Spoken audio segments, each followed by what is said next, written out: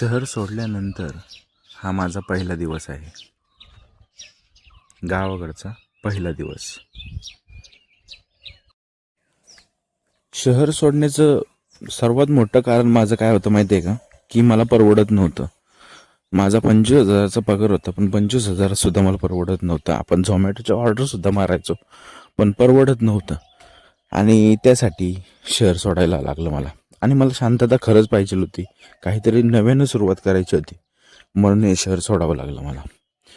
बघा आता गावाकडे आलोय, मस्त सकाळी 6 वाजलेत, मस्त फिरतोय. मी तुम्हाला माझी ओळख लगेच सांगू शकत नाही, कारण मी एक चांगला फोटोग्राफर होतो, आहे अजून फोटोग्राफर चांगला.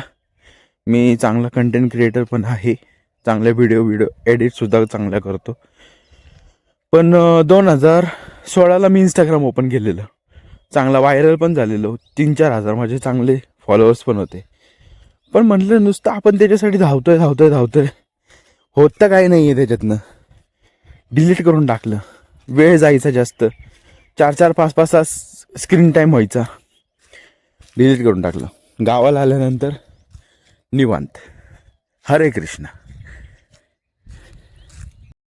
हे बघा सकाळी आता मस्त चालायला आलेलो, पक्ष्यांचा किलबिलाट आहे.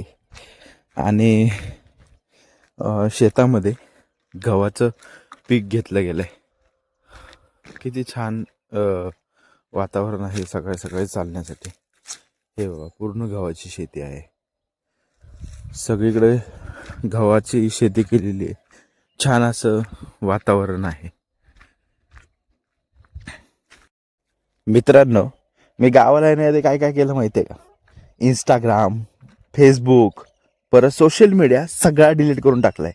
फक्त आणि फक्त यूट्यूब आणि हा आपला चॅनल, बस एवढंच ठेवलेलं आहे. बाकी सर्व डिलीट करून टाकलं. काही गरज नाही आहे. मस्त तणावात राहायचं नाही, मस्त आनंदात राहायचं. संध्याकाळी 8ला झोपायचं म्हणजे झोपायचं सगळं कामं करून, आणि सकाळी पहाटे 6ला उठायचं म्हणजे उठायचं. कशी वाटली आयडिया? आणि असंच निवांत राहायचं आहे आता. चांगलं काम करायचं, चांगलं खायचं आणि झोपायचं. सोशल मीडिया, झोमॅटो सगळं डिलीट करून टाकले. इंस्टाग्राम माझं 2016पासून होतं, डिलीट करून टाकलं. मित्रांनो, हा जो चॅनल आहे अननोन जर्नी, याच्यावरती तुम्ही विचार करत असाल की अरे हा काय चेहरा पण दाखवत नाही. तर मित्रांनो, मी लगेच तुम्हाला माझा चेहरा दाखवणार नाही. 10,000 सबस्क्रायबर तर होऊ द्या, चांगला एक फॅमिली एक बिल्ड तर होऊ द्या आपली, मग नंतर मी माझा चेहरा पण दाखवेन. आणि मी काय काय करतोय, कसं करतोय ते सगळंच दाखवणार आहे तुम्हाला. तोपर्यंत गावाकडची मजा घेऊया. काय काय केलंय मी गावाला येऊन, कोणत्या कोणत्या गोष्टी बिल्डअप केल्यात ते दाखवतो तुम्हाला. सपोर्ट करत राहावा फक्त.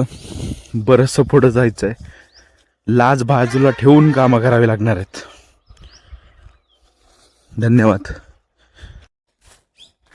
एका 27-28 वर्षाच्या मुलाला हे खूप कठीण जातं की एक शहर सोडून गावाकडे राहणं, कारण भरपूर जबाबदाऱ्या पडतात. घरच्या जबाबदाऱ्या, संसार, ह्या सगळ्या गोष्टी जरा कठीण जाणार आहेत इथून पुढं. गावाकडे राहणं इतकं सोपं नाही आहे, पण आपण हे दाखवून देऊ की गावाला राहून सुद्धा प्रगती करता येऊ शकते, आपल्याला चांगलं पुढं जाता पण येऊ शकतं, हे मला दाखवून द्यायचं आहे.